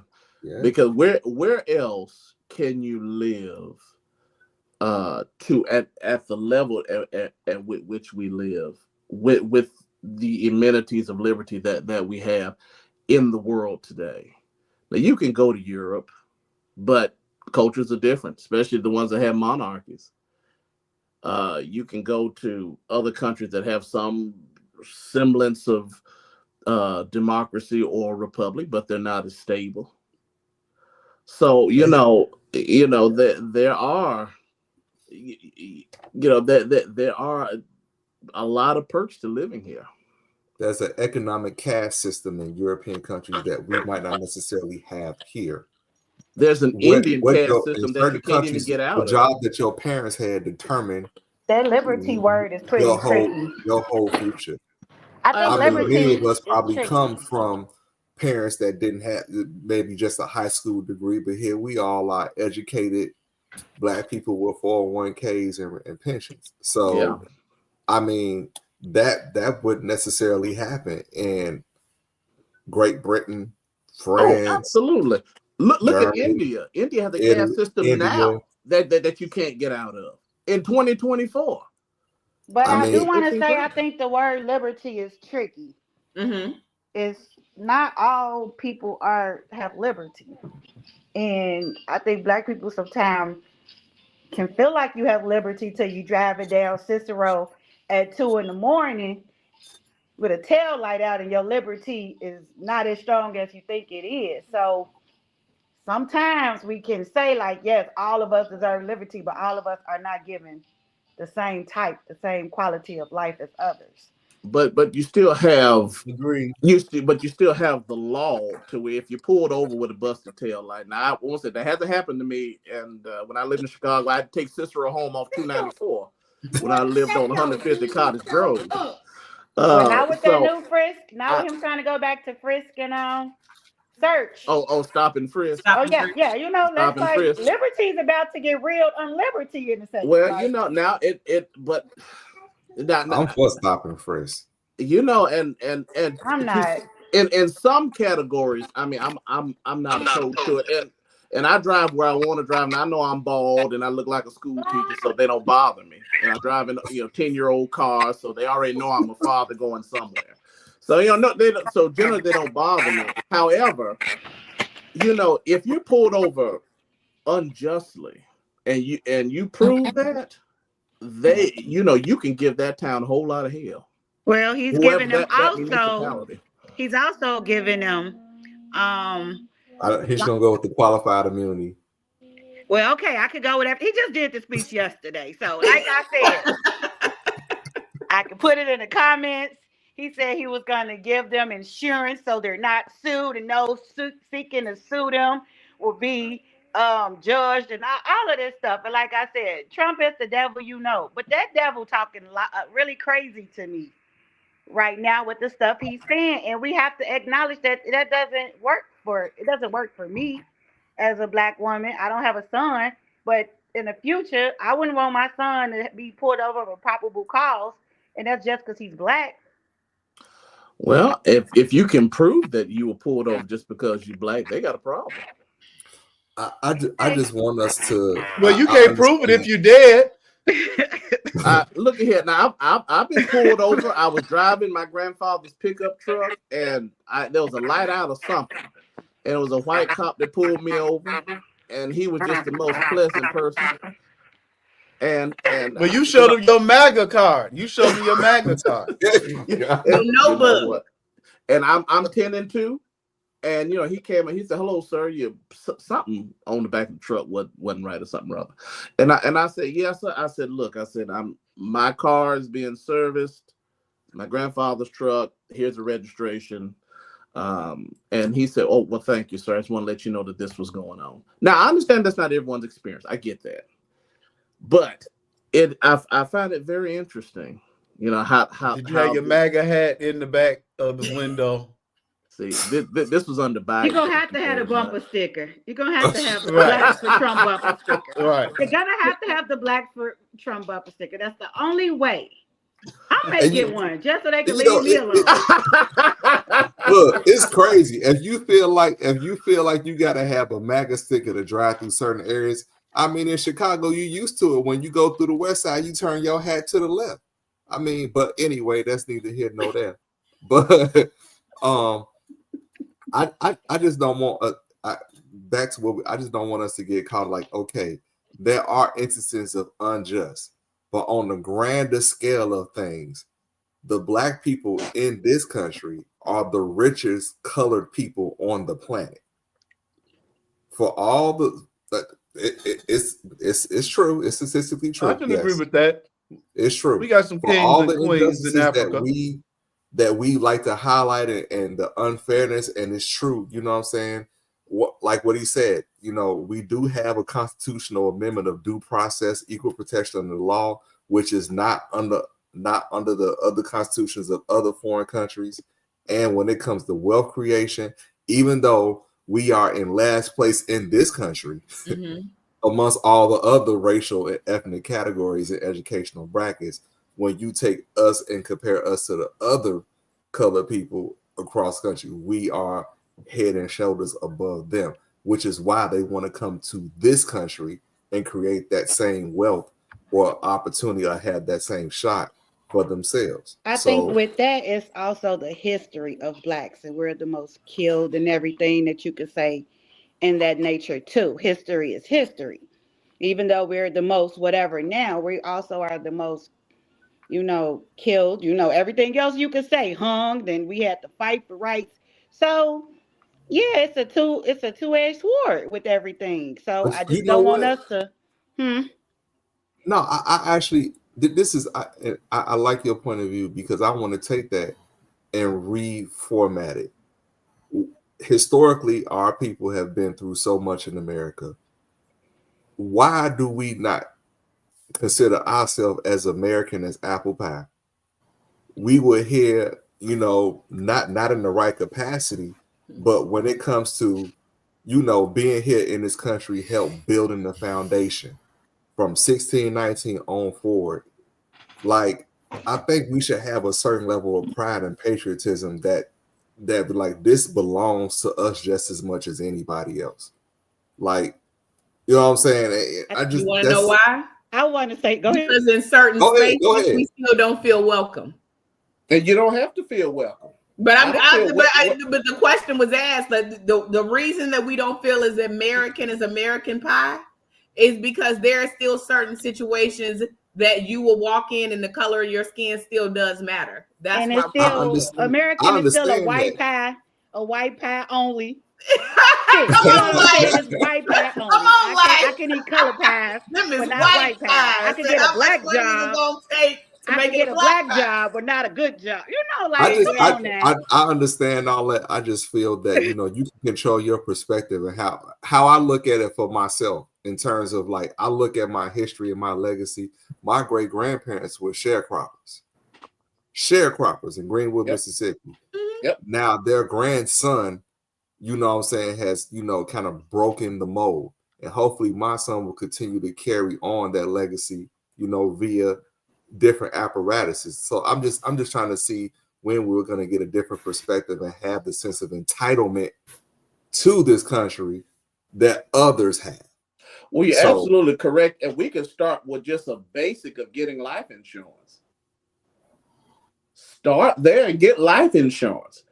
I can't tell you how many young black men I've told you that have children who don't have life insurance, not only on their kids, but also on themselves. yeah. I said, that's the cheapest bill you'll have every month. And they sliding on ops every day, no life insurance. I think that okay, it's I just want to crazy to say me. this to this thing. My great grandmother and them, they were sharecroppers as well. Yep. My grandmother was an entrepreneur, and we never knew that she got very wealthy, and she was a millionaire. When she passed away 5 years ago at 126, 28 kids and grandkids. Mhm. So she raised down what she knew, but she also told us, like, ain't nothing yours but what you make. Right. This country ain't even ours. It's what you make from it. So yes, the life insurance, the home you buy, but everything else, but everything else can be taken in this country because it wasn't built for us to be fair. It's not fair for us. But you do have certain like they can't come and your homeowner, Shauna. They can't come and just take your house.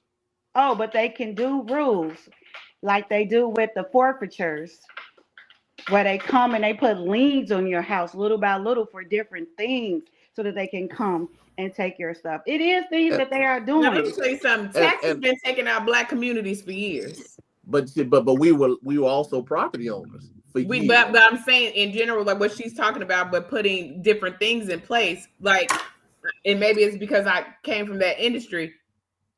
You sign your mortgage, right? But you don't pay your taxes. I'm gonna snatch that right on back. Yeah. Oh, of course. Well, but that's everybody. Right. But that's what I'm saying. But I mean, but it is a way in our community. If you look it up, like that's higher in our community than a white community. But I mean, I can understand disparity with that, but just speaking to what Sonic, that's something you should be proud of. Like, come on now, how many people can come from that type of legacy and become who you are? That's how I look at it. And at a time, and she was wealthy at a time when they looked down on blacks. Yeah. I mean, I look at it like that, and I'm proud, but I'm very aware. My family is very strong family, but I'm very aware or what my purpose is in this world. It's not to own this country. Right. It's to Yeah, do no. for my people and my community and my family and be what I can for them. So Yeah. my mindset is a little different because we have to be aware, and to not be aware in this country is deadly. Mm-hmm. We can't think we have this much privilege and liberty and give these people this power, whether they Democrat or Republican, and wait for them to feed us and starve. We have to know ourselves Well, the yeah. rules of the game. And Yeah. that's what I'm saying. Like, I would never say this is my country, I own it just as much as them, because this ain't even mine. You know what I'm saying? Well, Black people but are the only that's the people case. without a Nothing is country. ours. But That's Black people are the only nothing is people ours. without their own country. when you saying I do for myself and do for community, you know that those are conservative principles. I just want to let you know that. Mhm. Yeah, but I say I'm not Republican nor am I Democrat. I understand that. I just want you to say what your lineage, your heritage, and where you come from. I will be carrying myself like a peacock with that, and couldn't nobody else tell me nothing. Well, White, black, purple. completely agreed. Completely, and I'll even take it a step further. We ought to be really discouraged that our people were able to achieve those kind of feats in a time of overt racism. Not this covert stuff that you got to go behind rocks and try to find, but overt racism. And they were able to come from dirt poverty to homeowners. I think of my own grandparents coming out of Mississippi, moving to Chicago in the 50s. And grandpa worked at a slaughterhouse and granny at a steel mill. And when they both died, they left all the grandchildren $10,000 apiece. Now, we didn't know that they knew how to, I knew they knew how to manage money because they like Cadillacs. But now what I didn't know is what kind of money they had. And they were very conservative, you know, and how they did it when they moved back to Mississippi.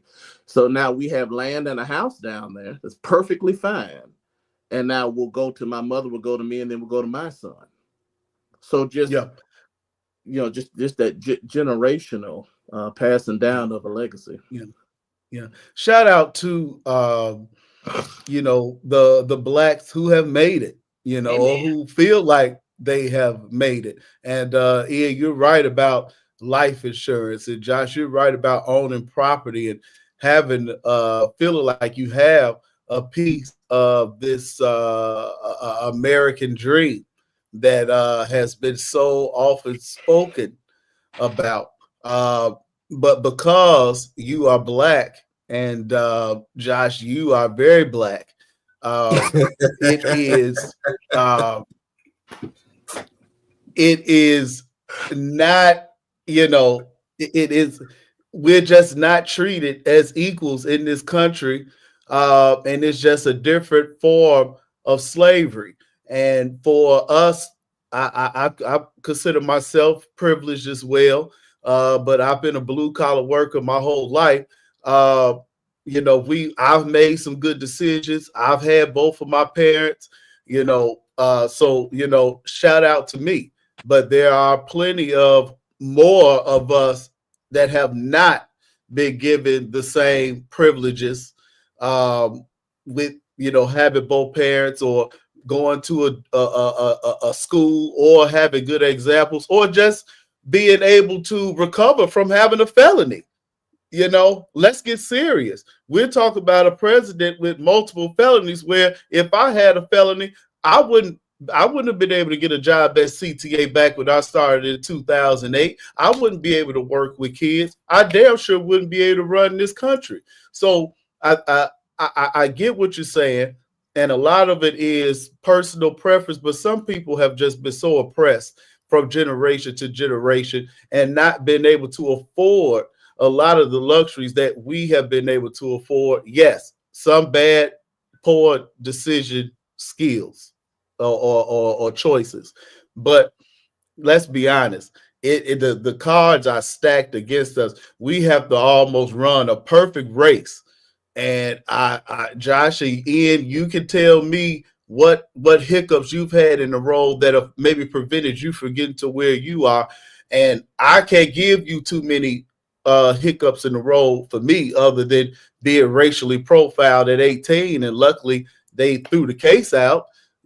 I did dumb stuff that at NIU that the case got thrown out as well. But had I had a different judge. That's why we voted for judges in the election, and hopefully we do some research. It could have been over for me. And especially being this color, we're most of the time we're not able to recover from those mistakes. So I get what you're saying, Josh, but in reality, over here in the hood where I'm at, it's a different it's a different situation. So I do want to thank you all for your time and your talent. I was trying to end the show, Josh. I was trying to end. What you say? No, I was just saying. I said you'll get my full, authentic American story when I run for mayor of Chicago. From the hood. No, you go run for mayor of Annapolis. He can't come back. He can't come with that mohawk. No. Do not come from with the a hood, mohawk. from the south side to DuPage County. Why? Do not come with that skinny mohawk that you got to get cut every week. Josh, we don't want you. We want you to go run for mayor of DC. We want you to run for mayor of Baltimore. And shout out to Maryland being blue. Maryland turned out to be a blue state with a black female senator. Ha ha. No thanks to you.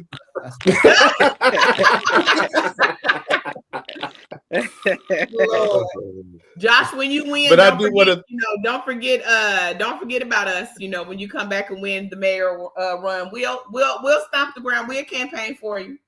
Thank you, Kim. In Maryland. I will come to Maryland. He said he was coming back here. Don't come here. No, don't come here. I'm coming. I want to come back to save my city. Oh Lord. No. Okay. No. They need you, Josh. No. They need you. You look at them. Look at them. They need you. They need something. Run for alderman or a state rep or something. We don't want you to be mayor, Josh. You need to fix Chicago. It's terrible. It's been terrible for 100 years, but you need to fix it. Not 100 years. 100 years. Okay. Well, I want to thank you all for your time and your talent. I have such a great time, and I think you all do too. A lot of people are scared to come on here and voice, but I tell them, I say, this is mature conversation. I think all of us are strong in our beliefs, but we're respectful. And, may the best man or woman win. Trump won. I got to make adjustments. That's what it's like. That's what we have to do in life. We have to make adjustments. And so for the next 4 years and 2 months, because I'm counting down to when his ass got to go. 4 years and 2 months. I just want y'all to know that we had a black female call, and we decided that we are not present for the next 4 years. We have decided as Black women that y'all can catch us in 4 years and 2 months. We're not here. We're not. Yeah. And they actually have. There's a group of straight women. I think I sent that to you, who are saying they're not getting married, they're not having no babies, they're not even having no sex for 4 years. It just popped up on TikTok. I haven't been able to read it, but a younger Black woman has started something called Black Project 2025, and it's supposed to be the Black community coming together, helping each other and helping itself. I don't know what it's all about, but that is something that I guess just started trending the other day. But I think maybe you have to remind some people that they still Black. And once they know that they're still Black, maybe they could go to the website and I don't think that we are going to have to let each other know that we are Black. I think from January 20th, 2025, the message will come through. Y'all didn't hear about the text messages that spread across the Black colleges? They got other people to bother. Get the Mexicans, leave us. No. Y'all didn't. So y'all didn't hear about the mass text messages that went out the day after the election? Yeah. The cotton picking. Correct. Yeah, I heard about it. Yeah. So we're not gonna have to let each other know. They're gonna let us know. But they gotta bother. They got other people ahead of us right now. We got a little break. They could go bother the Mexicans and run them to the border and let us gather ourselves back together. That's Yeah, it. I don't want to hear about no more black and brown issues. Me neither. I'm not attributing my assistance to anything I'm brown. over it. This is my No. last conversation. Thank y'all for having me about it too. Yeah. Well, Cassandra, I want to thank you for your time and talent, my cancer sister, longtime friend, for hopping on, giving us that great female perspective. And it was good to hear that, if it wasn't Kamala, you probably would have voted for Trump if it wasn't a black woman. So that was a very honest and interesting perspective. Joshua Jackson running for I got the Jackson and Johnson and Mayor of Chicago, Mayor of Baltimore mixed up. I got it mixed up.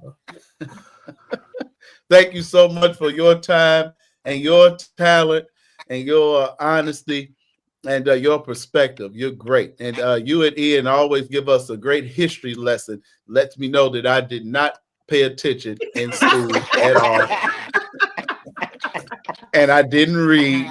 And that's why you voted for Harris. And that's why you voted for Harris. Watch it. The great Reverend Dr. Ian Chappelle from the trash state of Georgia. Thank you so much for being here. I would take that whole corridor and just they can succeed. They can succeed from Maryland went blue. So we go to North Carolina all the way around to Texas. Y'all can go. Y'all can go do your own thing. New Mexico went blue. I was surprised about that too. I'm like, what is going on with New Mexico? No, New Mexico, they're a blue state. New Mexico is, yeah. Now, what was interesting in the middle of that, nothing. I was gonna say Trump only lost Illinois by 9. That's crazy. He had a heavy turnout in Illinois. He only lost New Jersey by 5. He lost Minnesota by 5. He lost New York by 12. I mean, those are he got some big games in those states. Yeah. So. Well, Ian Chappelle, we thank you. We thank you for your time and your talent. Come back anytime. Come back to Chicago. Let's get some Harold's and some sweet tea like we used to do. The actual factual Kim Smith, like we used to. Right. Hey, we gonna go some way. We gonna go by high blood pressure, diabetes. We gonna get shot by the police. We go something, And watermelon. Oh Lord. Not the chicken and watermelon. Yeah. Oh yeah. The actual factual Kim Smith. Thank you so much for your rural America insights. And for always being our great researcher and female perspective, Unapologetic Podcast on all social media podcast platforms.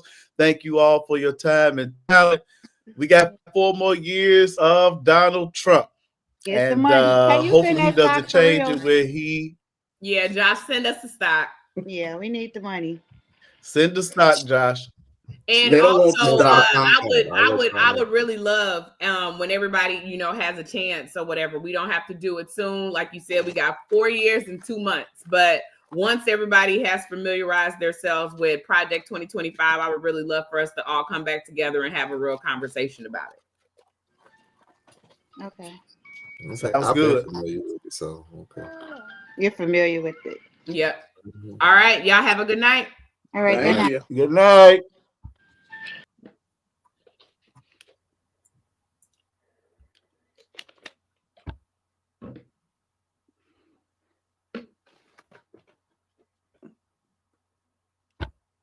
Hello?